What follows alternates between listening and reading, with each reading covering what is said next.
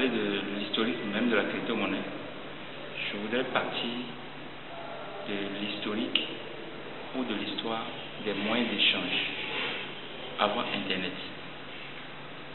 Et au départ, les hommes utilisaient ce qu'on appelle le troc, c'est-à-dire ils n'avaient pas une monnaie, mais avec tout ce dont on avait besoin, les besoins et les services, on arrivait à échanger entre soi.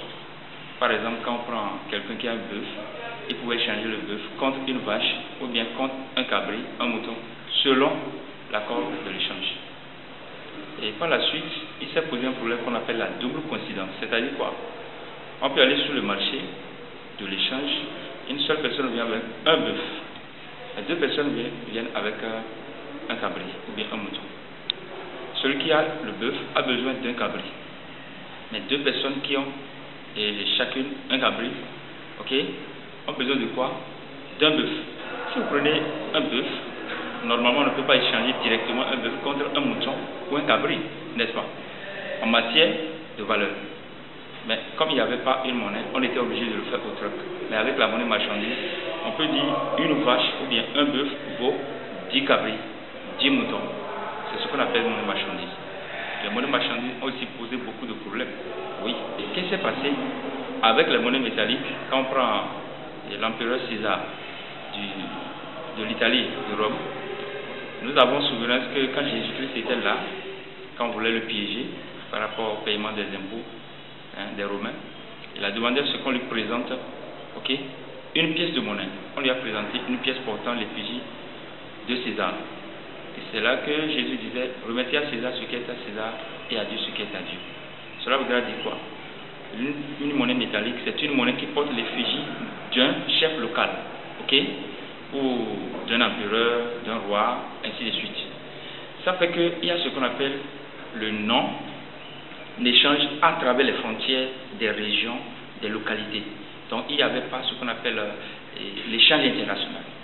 Donc à un moment donné, ils ont pensé, ils ont dit non, ce qu'on va faire, c'est de tout faire pour que, quand je prends par exemple Cotonou et Porto Novo, le roi de Porto Novo, le roi de Cotonou, chacun ayant sa monnaie métallique qui porte son effigie, nous allons nous entendre, le roi de Porto Novo et de Cotonou vont s'entendre pour que l'échange puisse avoir lieu entre les deux localités, pour que les sujets puissent bénéficier des échanges commerciaux. Donc voilà comment les monnaies fiduciaires sont nées aujourd'hui, et désormais c'est des monnaies qui sont créées par des banques, et qui sont créées par des gouvernements, des États, et ces monnaies, on les utilise jusqu'à ce jour en pièces et en billets de banque. Donc c'est ce que j'ai à dire d'abord par rapport à ce qui a précédé les crypto-monnaies, et je dirais simplement que c'est avant Internet que tout cela a eu lieu.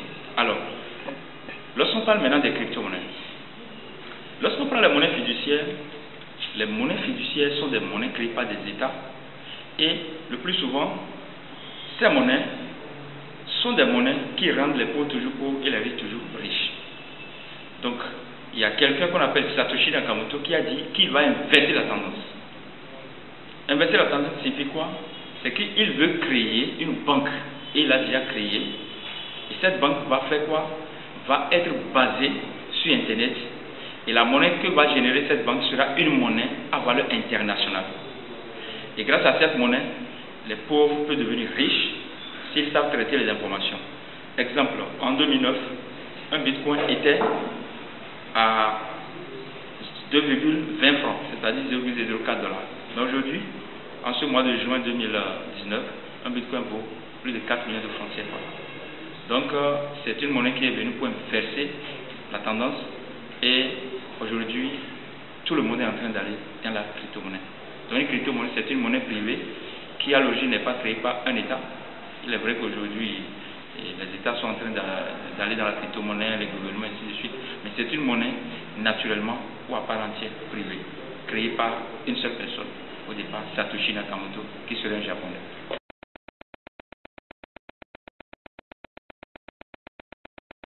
Alors, je vais être précis et concis. Les crypto-monnaies, contrairement aux monnaies fiduciaires, sont meilleures car, 1, elles renversent la tendance riche toujours riche, pauvre toujours pauvre.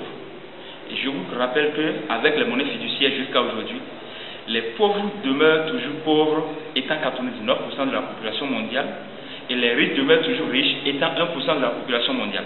Ça, c'est un. Deuxième chose, lorsque nous prenons les monnaies fiduciaires, le système fiduciaire, une banque traditionnelle, ce système n'est pas accessible à tout le monde. Quand on veut faire par exemple des prêts, on veut avoir des financements, beaucoup n'ont pas de compte bancaire, donc beaucoup n'ont pas accès aux services bancaires, aux produits bancaires, et on parle donc de quoi? De la non-bancarisation de la majorité. Et quand vous prenez un quartier ici, à Cotonou, à Calavi, ou n'importe où en Afrique ou dans le monde, peu de personnes arrivent à avoir des comptes bancaires pour jouir de quoi que ce soit. Et même quand vous voulez faire un prêt, il y a trop de protocoles autour, et c'est un prêt que vous mettez dans une course effrénée, ok? Et ça vous rend malade, ça fait tout. Donc bref, une crypto-monnaie, en ce sens, dit non. Et dit quoi? Moi, je suis là en tant que monnaie pour que, désormais, ça ne soit plus ça. Tout le monde a accès à moi. Donc, c'est accessible à tout le monde parce qu'avec un Android, on peut déjà créer sa propre monnaie, et son propre portefeuille, sa propre banque, et, comment dirais-je, son propre wallet en anglais. Donc, voilà pourquoi, en matière de crypto-monnaie, on dit qu'elle est meilleure aux monnaies fiduciaires. Ça, c'est deux. Je continue.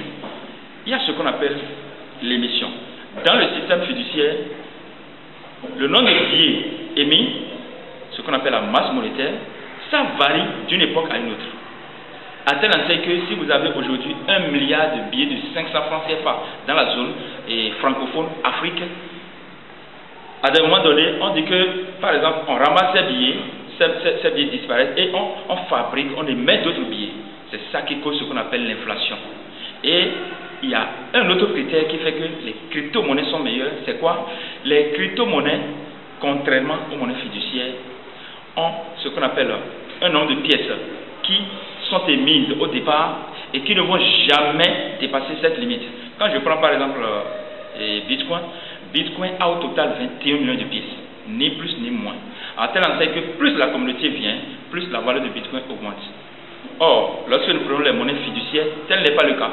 Voilà pourquoi au Venezuela, par exemple, Maduro a dû créer une crypto-monnaie qu'on appelle Petrocoin en janvier 2018, qui a remplacé la monnaie vénézuélienne, pièces et billets de banque, simplement parce qu'il y avait ce qu'on appelle l'inflation à 1 million %. Alors, d'autres avantages par rapport aux crypto-monnaies. Lorsqu'on prend les crypto-monnaies, les transactions se font 24 heures sur 24. Il n'y a pas question de dire aujourd'hui c'est jour férié, aujourd'hui c'est Ramadan, aujourd'hui c'est Pentecôte, aujourd'hui c'est lundi de Pentecôte. Non, non, non. Les transactions se font car la crypto-monnaie est basée sur Internet. Et Internet ne dort pas. On peut continuer. Les crypto-monnaies sont dans un système qu'on appelle la blockchain, c'est-à-dire la chaîne des blocs, qui est un code informatique très sécurisé, hyper sécurisé, infalsifiable, inviolable. À tel enseigne que quand vous avez votre compte que vous-même vous ouvrez, qui n'est donc pas dans la main d'un soi-disant gestionnaire de compte bancaire, un professionnel de la banque ou bien une banque, votre avoir est sécurisé parce que votre nom protège votre avoir, votre email protège votre avoir, votre mot de passe protège votre avoir, votre code PIN protège votre avoir. Et quand on prend le Bitcoin, il y a quelque chose qu'on appelle phrase de récupération de 12 mots qui protègent votre wallet Bitcoin. Et lorsqu'on prend TBC par exemple, il y a ce qu'on appelle question-réponse de sécurité, QRS, qui protège votre avoir. Et beaucoup de choses, si on parle d'Ethereum, il y a ce qu'on appelle la clé de récupération, la clé privée, et ainsi de suite, ainsi de suite. Et pour finir, mes chers, avec la crypto-monnaie, la valeur est la même partout. Ce n'est pas avec le système fiduciaire où on dit que 1 euro, ça fait 655 francs CFA minimum. Donc celui qui est en France, celui qui est en Europe, lorsqu'il a 1000 euros, en Afrique, il a une fortune de 655 000 francs minimum. Mais celui qui est en Afrique, lorsqu'il a 1000 francs, ça fait moins de 2 euros en Europe. C'est une surinjustice, ce n'est pas une injustice. C'est une surinjustice. Et c'est barbare, sauvage, animal. Et voilà pourquoi Satoshi Nakamoto dit on doit renverser la tendance. Donc aujourd'hui, avec les crypto-monnaies, si vous avez un bitcoin au Bénin, si un bitcoin au Bénin, dans votre portefeuille vous donne 8 000 $, sachez que c'est la même valeur qu'un bitcoin a en France, aux États-Unis, en Chine, partout dans le monde.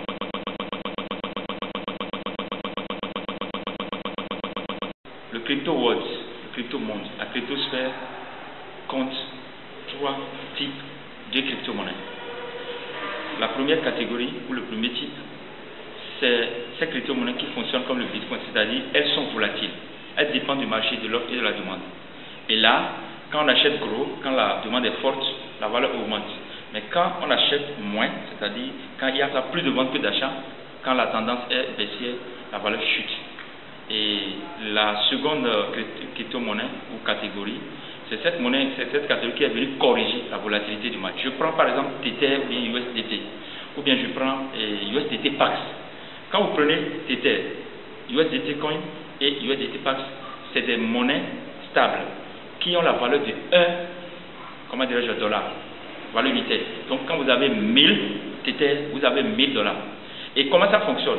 Ces monnaies sont venues pour permettre à ceux qui sont dans le crypto-investissement volatile, ceux qui investissent dans le Bitcoin, dans Ethereum, Ethereum Cashflow, ceux qui sont dans Monero, Litecoin, ainsi de suite. Le système leur permet de faire quoi? De sauvegarder leur valeur originale. Comment ça se passe? Si à l'heure actuelle, monsieur le journaliste, vous avez un Bitcoin, et le Bitcoin vaut 8 000 $, mais vous constatez que du matin jusqu'à midi, au lieu de 8 000 $, le Bitcoin a chuté jusqu'à 7 000 $. Cela veut dire que vous êtes en train de perdre votre avoir en Bitcoin. Ça peut y aller. Donc la volatilité du marché vous fait perdre la fortune. Donc une monnaie qui est stable, une crypto-monnaie qui est stable, vous permet de convertir votre avoir volatile en un avoir stable. Donc vous pouvez convertir votre Bitcoin soit en Tether, et si c'est 7 000 $, arrivé là-bas, ça fait 7 000 $. Donc ça veut dire que vous avez 7 000 Tether. Et quand c'est USDT Coin, c'est la même chose. Pax Coin et Pax USD, c'est la même chose. Et l'autre chose, c'est que quand nous avons la troisième catégorie, c'est la monnaie qu'on appelle la monnaie, comment dirais-je, TBC, qui est une monnaie évolutive. Évolutive parce qu'elle ne dépend pas de l'offre et de la demande, mais plutôt de la communauté.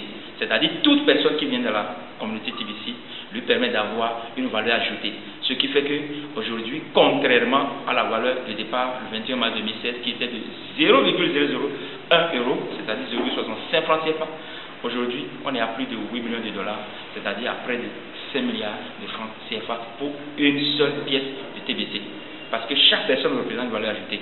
On va en parler de long en large, je crois, dans les phases suivantes ou les questions suivantes. Au départ, tout le monde doutait de Bitcoin. Et les États même étaient allés contre le Bitcoin. Les personnes physiques, les personnes morales. Mais quand le Bitcoin a commencé par s'imposer, en prenant de la valeur et des millions de boutiques en ligne prennent de Bitcoin, les États ont commencé par s'intéresser. Et pourquoi? Surtout, 2019-2020, il y a une crise économique sans précédent qui va frapper le monde. Ça sera pire que la crise économique de 2008 qui a conduit à la création du Bitcoin par Satoshi Nakamoto. Pire que la crise économique de 1929 qui a conduit à la Deuxième Guerre mondiale, la guerre hitlérienne ou bien la Wehrmacht. Alors, qu'est-ce que je vous dis par là? Lorsque nous prenons la régulation, aujourd'hui les États sont contraints de se convertir rapidement dans la crypto-monnaie. Pourquoi? Regardez, en France, en avril dernier, le gouvernement Macron a légalisé les crypto-monnaies et a même demandé à toutes les sociétés crypto-monnaies, c'est-à-dire qui interviennent dans le domaine de crypto-monnaie, de venir s'installer en France pour leurs opérations, leurs activités. Et la France a pris l'engagement de faire quoi? De convaincre toute l'Union européenne pour que la crypto-monnaie devienne la monnaie quotidienne d'usage. Donc, je voudrais vous dire simplement qu'aujourd'hui, ce n'est pas seulement la France, ce n'est pas seulement l'Union européenne, mais le Venezuela, comme je le disais, a déjà créé sa propre crypto-monnaie depuis janvier 2018, qui a remplacé la monnaie fiduciaire. Et l'autre chose, la Chine a lancé sa crypto-monnaie le 9 mars 2018. Cette monnaie s'appelle DCEP, c'est-à-dire Digital Currency for Electronic Payment. Et ce n'est pas tout. Quand vous prenez le Canada, la Suède, et l'Uruguay, ainsi de suite, c'est des pays, des gouvernements qui sont en train de créer leurs propres crypto-monnaies. Et quand je viens en Afrique, il n'y a pas un gouvernement qui a déjà légalisé une crypto-monnaie en Afrique, il n'y a pas un État, mais il y a beaucoup, comment dirais-je, d'initiatives comme Akon. Vous connaissez le rappeur sénégalais, Akon, l'artiste. Lui, il est contre de francs CFA, comme moi, peut-être comme vous aussi.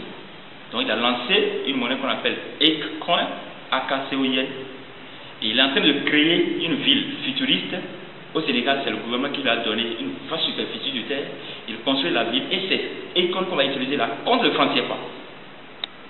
Et ce n'est pas tout. Le Cameroun a déjà sa crypto-monnaie, Free-Coin. Et quand vous prenez l'Afrique du Sud, on a Africa Union Coin. Quand on prend les Nigérians qui sont en Angleterre, ils ont créé ce qu'on appelle Kobo Coin. Quand vous avez la diaspora africaine en Suisse, elle a créé quoi? Elle a créé Afro-Coin. Et beaucoup d'autres choses encore. Un peu comme nous, à notre niveau, en 2020-2021, nous allons lancer AOC, c'est-à-dire Alpha Omega Coin. Et c'est cette monnaie qui va sortir l'Afrique de la précarité, de la féodalité monétaire, du nazisme monétaire imposé par l'oligarchie internationale en complicité avec les élites locaux. Donc c'est pour dire quoi? Aujourd'hui, plus personne n'est épargné. La France a déjà légalisé. Je voudrais préciser pour dire à tous les Africains. Les Africains disent qu'ils ne veulent pas que les Occidentaux les dominent, les dirigent, portent sur eux ce qu'on appelle l'hégémonie. Mais ils veulent toujours que la décision vienne des Occidentaux, notamment de la France. Je parle de la zone francophone africaine. Comment peut-on vouloir être indépendant? Je ne parle même pas d'autonomie. Vous voulez être indépendant, mais vous voulez que les autres s'engagent avant vous et que vous fassiez copie-coller. C'est pour cela que vous allez voir toutes les constitutions de l'Afrique, c'est des constitutions copie-collées de la France, en zone francophone. Aucune constitution en zone francophone n'est une constitution originale. C'est copie-coller, c'est ce qui a été dit, c'est ce qui a été fait en France qu'on copie et qu'on colle en Afrique. On n'importe pas le développement. Le développement est local. Elle a sa source locale. Oui, c'est ça. Donc c'est pour dire quoi? Attention, nous ne voulons pas attendre parce que la BCA ou la marionnette de la Banque de la France. Et d'ailleurs, le franc CFA n'est pas une monnaie, c'est un bon du trésor français. Donc aujourd'hui, nous ne voulons pas attendre que la BCA nous impose quelque chose. Parce que c'est ceci qui va se passer. Comme la France a déjà légalisé, c'est sûr que dans les coulisses déjà quelque chose a commencé à la BCA. Donc la BCA va finir, c'est quand elle aura racheté beaucoup de crypto-monnaies maintenant qu'elle va dire, comme le type ici, oui, Afrique, investissez dans la crypto-monnaie. Et les naïfs africains, ils n'attendent que ces genre de décisions pour prendre des décisions, des engagements pour sauver l'Afrique. Nous n'allons pas attendre cela. Non. C'est pour cela, par moi et par vous, à tout bout de champ, nous sommes en train de parler de crypto-monnaie, de TBC en Afrique pour dire quoi? La régulation a commencé et ce n'est pas une régulation que nous allons accepter naïvement. Ce n'est pas une régulation qui va nous porter vers la centralisation de la crypto-monnaie, mais c'est une régulation juste, comme l'a dit l'Amérique, le gouvernement de Trump. C'est une régulation qui va encadrer, qui va rassurer les investisseurs de la crypto-monnaie, les crypto-investisseurs. Donc nous sommes aujourd'hui à l'aide de la régulation. 2019, c'est l'aide de la régulation. Ah, j'oubliais, attention, Facebook a lancé, sinon il est en train de lancer sa crypto-monnaie, Global Coin. Vous tapez dans Google, Global Coin. Koda a créé sa propre crypto-monnaie, qu'on appelle Koda Coin. Et Telegram que nous utilisons est en train de lancer sa propre crypto-monnaie. Donc c'est pour dire quoi aujourd'hui? On ne veut plus voir les gens qui sont toujours riches. Non, on veut voir maintenant tout le monde riche. Dieu a créé tout le monde riche. Personne n'est pauvre. Et c'est des lois obscurantistes, des théories obscurantistes de l'économie, des Rothschild, qui ont fait qu'aujourd'hui, le peuple qu'on appelle le tiers-monde souffre. Car celui qui a le pouvoir économique a le pouvoir politique. Moi, je ne fais pas la politique électoraliste, je fais la politique sociale. Mais celui qui a de l'argent a le pouvoir économique, le pouvoir monétaire. Pourquoi la France nous domine? C'est parce que la France a le pouvoir économique, n'est-ce pas? C'est en Afrique, on fabrique le franc CFA. Ce n'est pas en Afrique. Mais la crypto-monnaie, c'est une monnaie qui est fabriquée par une personne physique, ou bien par une institution, ou bien par un État. Mais pas pour autant dire que ça sera centralisé. Nous sommes là pour des pétitions, nous allons lutter comme ça. On ne va jamais accepter que la crypto-monnaie soit centralisée. Si un État ancré, tant mieux. Tant mieux. Mais il n'y a pas une centralisation de toutes les crypto-monnaies, il n'y en aura pas. Et je voudrais finir en vous disant que, attention, en novembre 2018 déjà, Christine Lagarde, qui est la directrice du Fonds monétaire international, lors de la FinTech Festival de Singapour, a lancé un appel, un vif appel en Europe de toutes les banques centrales. Et je la cite en la paraphrasant, elle dit ceci: nous, c'est-à-dire le système fiduciaire et international, si nous ne nous dépêchons pas, nous finirons par rester la seule feuille morte restant sur un arbre mort dont toutes les feuilles l'ont laissé. Christine Lagarde l'a dit. C'est-à-dire quoi aujourd'hui? Même la Banque mondiale s'engage dans la crypto-monnaie, le Fonds monétaire international est en train. Et récemment, le Nigeria est en train. La Banque centrale Nigeria, c'est pour vous dire que la régulation est en cours. Ce n'est plus la question de dire est-ce que les États acceptent.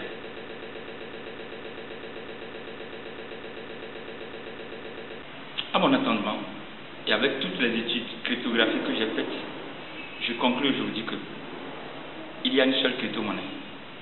qui peut véritablement faire le bonheur des Africains. Quel est son nom? C'est TBC. TBC en français, TBC en anglais, et en définition, en forme longue, le billion coin, c'est-à-dire la monnaie des milliardaires ou la monnaie de l'abondance. Voilà cette crypto-monnaie qui peut véritablement sauver l'Afrique.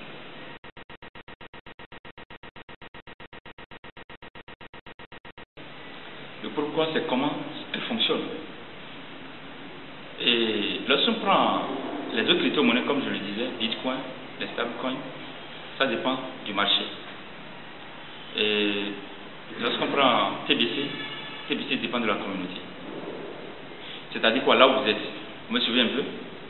Là où vous êtes, si vous voulez adhérer à TBC aujourd'hui, dès que vous créez votre compte, si je suis votre parrain, vous créez votre compte par mon lien, vous payez ce qu'on appelle les frais de tenue de compte à vie, les frais d'activation de compte à vie, qui étaient à $10 en temps, mais aujourd'hui $20 ou $22.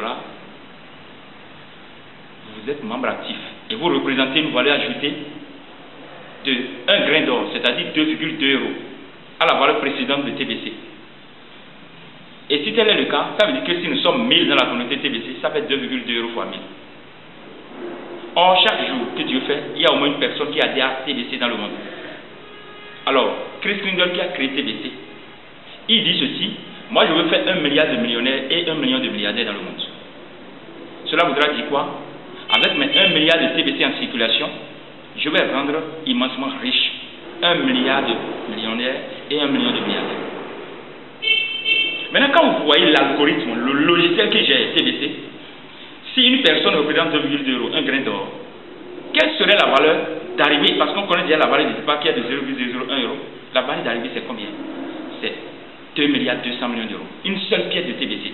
Cela veut dire quoi? Lorsque la communauté TBC atteint 1 milliard de membres, un jour, pour tout le monde entier, pas seulement pour le Bénin ou bien pour l'Afrique, TBC a une valeur unitaire de 2 milliards 200 millions d'euros. Alors, supposez que vous avez un seul TBC. Convertissez 2 milliards 200 millions d'euros en francs CFA. Ça fait combien de... comment dire, quelle somme, quelle fortune en francs CFA? Vous me suivez un peu? Quelle est cette monnaie au monde qui donne cette abondance? Il n'y en a pas. Et voilà pourquoi ils ne comprennent pas TBC. Ceux qui raisonnent selon le diable, parce que le diable raisonne selon la pauvreté. Dieu est le Dieu de richesse. Dieu nous a créés riches. Ceux qui raisonnent milliards, parce qu'ils sont des créatures de Dieu, ils comprennent TBC. TBC est venu dire non à l'oligarchie internationale. Cette oligarchie qui est là, qui met des lois pour bloquer les nations, pour les empêcher d'avancer. TBC dit, si vous comprenez, alors adoptez-moi massivement. Et quand on va atteindre 1 milliard de membres, une personne, regardez, si 1 million d'Africains arrivent seulement à trouver un TBC, lorsqu'un TBC aura la valeur de 2 milliards 200 millions d'euros, vous voyez ce que nous avons? Alors, si 20 millions de personnes, 20 millions d'Africains, si 1 milliard d'Africains, chaque personne arrive à trouver seulement, même demi-pièce de TBC. Vous voyez ce que nous aurons? Voilà pourquoi moi j'ai dit aujourd'hui, TBC, c'est la meilleure des crypto-monnaies. Il est vrai, il y a des choses qui se font dans les coulisses, moi-même, parce qu'on s'inspire des défauts de l'autre pour pouvoir améliorer les choses. Donc, il peut y avoir demain une autre crypto-monnaie, mais jusqu'à ce mois de juin 2019, aussi meilleure que TBC, une crypto-monnaie, je ne l'ai pas encore trouvée.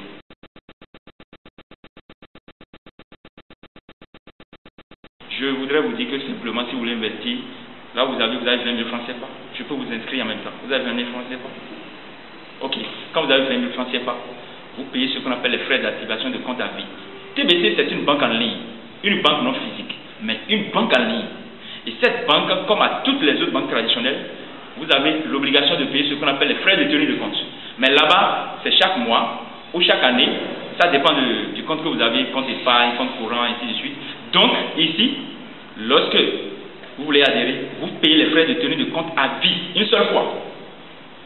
Jusqu'en février dernier, c'était $10. Mais aujourd'hui, ça fait combien? Ça fait $20. Et comme ça fait $20, vous payez les $20 et 20 000 francs parce que avec les frais de tenue de compte, la volatilité du Bitcoin, tout ça, vous savez, le Bitcoin paye, on a reçu ça à 20 000 francs CFA. Ça veut dire que votre compte est actif. Maintenant, vous voulez avoir de TBC, c'est ça, non? Je vais vous poser une question. Quand vous avez 20 000 francs CFA en cash, en pièces ou en billets de banque, si vous voulez avoir mobile money ou bien move money, qu'est-ce que vous faites? Vous allez voir un marchand de l'une de ces monnaies virtuelles à qui vous remettez votre cash, mais qui vous fait un dépôt correspondant, équivalent sur votre compte. C'est la même chose ici. Maintenant, lorsque TBC était lancé, la valeur unitaire, comme je le disais tantôt, était à 0,001 € le 21 mars 2016. Mais comme chaque personne qui vient donne une valeur ajoutée à la monnaie, nous atteignons déjà près de 4 millions de membres dans le monde. Aujourd'hui, un TBC coûte plus de 8 millions de dollars, c'est-à-dire plus de 4 milliards de francs CFA. Si vous avez 4 milliards de francs CFA, je vous appelle à TBC. Est-ce que vous allez investir les 4 milliards dans TBC? Monsieur le journaliste, vous allez investir les 4 milliards dans TBC? Vous me dites non, je crois. Alors si c'est non, cela veut dire que l'installateur TBC, ayant la vision d'éradiquer la pauvreté, a mis ce qu'on appelle une phase de distribution, une phase promotionnelle en place. Et cette promotion vous amène à faire ceci. Quand vous payez les 20 dollars, les 20 000 francs pour les tenues de compte, vous voyez un vendeur agréé, quelqu'un comme moi, et vous faites un dépôt de 100 dollars sur votre compte. C'est-à-dire, selon que vous entendez, 550 francs, 60 francs, selon que le dollar soit fixé à 500 francs CFA ou bien à 600 francs CFA. Quand moi je vous fais un dépôt de 100 dollars sur votre compte, puisque vous avez déjà activé votre compte, l'installateur, lui, vous donne un bonus. Et le bonus de septembre 2017 jusqu'au 15 juin 2018 était de 1 TBC entier, c'est-à-dire de 1 million de Kringles. Les Kringles, c'est les unités de TBC. Mais depuis le 16 juin 2018 jusqu'en janvier dernier, les bonus étaient réduits à 1 milliard de TBC. C'est-à-dire ceux qui viennent tôt gagnent toujours plus que ceux qui viennent en retard. Donc les premiers oiseaux qui prennent le vol ont toujours raison des derniers. Mais curieusement, on en était là par rapport à la quatrième phase de récupération des bonus qui a démarré le 1er mai et terminé le 31 mai passé. L'installateur est revenu selon ce que j'ai eu à faire avec mes TBCiens. Quand j'ai mis 100 dollars, je leur ai vendu 100 dollars, on réclame, ça fait un TBC. Ça veut dire qu'aujourd'hui, si vous avez 100 dollars de TBC sur votre compte, ça vous donne un bonus de combien? De 1 TBC. Donc pour avoir 100 TBC aujourd'hui, qui est la limite, vous ne pouvez plus avoir au-delà de 100 TBC aujourd'hui. C'est ce qu'on disait aux gens qui ne croyaient pas. Aujourd'hui, TBC est devenu de l'or. Si vous voulez avoir 100 TBC aujourd'hui, ça veut dire que vous faites 500 000 et 50 000 francs fois 100, selon que vous entendez, sur la parité, ou bien vous faites 60 000 francs fois 100. Donc soit c'est 5 millions de francs CFA, soit c'est 6 millions de francs CFA, pour avoir 100 TBC. Or 100 TBC pour avoir même 1 million de TBC en 2016, vous n'avez même pas besoin de dépenser 20 000 francs, 30 000 francs.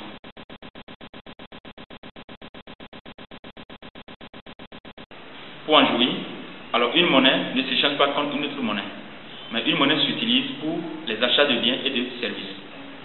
Pour TBC, si vous voulez en jouir, prenez des dispositions pour que les marchands autour de vous puissent découvrir la monnaie. Et comme je vous parle, si vous parlez à des gens qui sont marchands, par exemple quelqu'un qui vend des portables, tout de suite on ne peut pas demander à quelqu'un de prendre 100% TBC. Parce qu'il faut que la maison mère, si c'est une moto Sanelli que je veux payer, il faut que la maison mère Sanelli, comment dirais-je, en Chine, puisse accepter TBC là-bas pour que les grossistes, les semi-grossistes et les détaillants puissent acheter en 100% TBC et livrer en 100% TBC. Donc aujourd'hui, toute personne qui vient vous dire que TBC, vous pouvez acheter avec 100% TBC, il est escroc, il est un arnaqueur, scam, ne le suivez pas. Mais vous pouvez négocier, quand quelqu'un, comment dirais-je, vend un portable à 100 000 francs, vous pouvez négocier, et la personne dit d'accord, je prends 10% en quoi? En TBC, et je prends 90% en francs CFA. Ça permet à la personne de réalimenter son stock. Autrement, quiconque accepte 100% TBC, même 50% TBC, à moins que ça soit, comment dirais-je, une société mère qui produit des produits, la société va fermer, l'entreprise va fermer d'ici peu. Donc pour jouir de ça, c'est ça. Mais je voudrais vous rassurer de quelque chose. Nous sommes dans la zone francophone en Afrique. Dans la zone francophone, c'est le diplôme centrisme, c'est-à-dire quel diplôme tu as. Cela fait que les initiatives ne se prennent pas comme cela se fait en Afrique du Sud, au Ghana et où? Au Nigeria. Je vous apprends qu'au Ghana, même le président ghanéen est dans TBC. Vous m'entendez bien? Il est dans TBC. Il a quitté le Fonds monétaire international parce qu'il veut faire de la crypto-monnaie la monnaie du Ghana. Et aujourd'hui, quand vous allez au Nigeria, il y a 2 millions presque de Nigériens qui sont dans TBC pendant qu'au Bénin, nous sommes à 11 000 membres depuis des mois. Là-bas, ils ont pris des initiatives. Si Olifis, par exemple, vous êtes en train de prendre une vidéo, non? Vous êtes en train de faire une vidéo. Si vous voulez, si c'est 100 000 francs que je vais vous payer, on s'entend, je vous donne 50 000 francs en TBC et 50 000 francs en francs CFA. Ça vous permet de devenir multimillionnaire en TBC. Parce qu'avec 50 000 francs, vous avez 100 dollars. Et 100 dollars vous donnez un TBC. Or, un TBC, ça fait 4 milliards de francs CFA aujourd'hui. Donc voilà pourquoi les gens ont commencé par prendre TBC, parce que c'est ça les manège. Mais le béninois, c'est le tchokotiakaïsme. C'est le tikotakisme.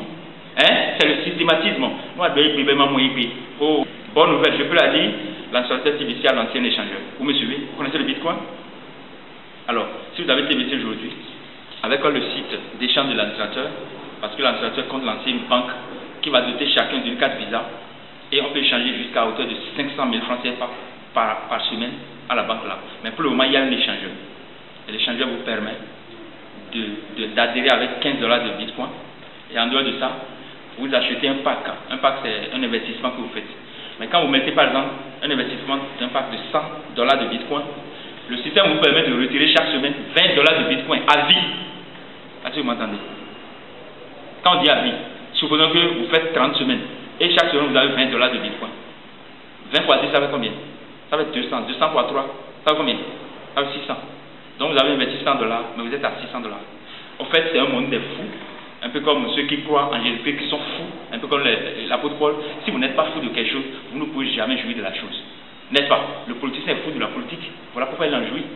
Donc pour faire le cash out, on appelle ça le cash out. Pour faire le cash out, la conversion, biens et services, mais pas à 100%.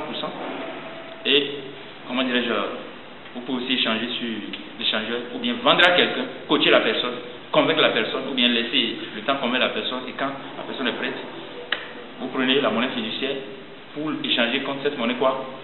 La monnaie TBC. Et aujourd'hui, avec Internet, nous sommes dans un village planétaire. Et déjà qu'ils voient cette vidéo, ils visualisent cette vidéo, c'est qu'ils ont, tout au moins s'ils ne me connaissaient pas par le passé, ils ont mon visage. Alors, pour m'écrire, ils peuvent m'écrire par WhatsApp. Le plus 229 61 57 58 63. Maintenant, pour m'appeler, c'est sur le plus 229 61 43 26 27. 61 43 26 27. Et quand ils veulent me contacter par une adresse électronique, la mienne c'est leader AMS 2017, comme ça s'entend. Leader AMS, c'est-à-dire Abraham Conseil Samuel 2017@gmail.com. Maintenant, si, hormis tout ça, ils veulent me voir en vidéo, on peut aller sur Zoom. J'ai une salle de Zoom où on peut faire une vidéoconférence en ligne. Vous pouvez être aux États-Unis, on va faire la vidéo en ligne, la vidéoconférence. Il n'y a pas de problème. Pour finir, si les gens sont au Bénin, à Porto-Novo surtout, ils peuvent venir, comment dirais-je, me rendre visite à la maison. Ils m'appellent seulement. Je viens les chercher ou bien je leur indique l'endroit.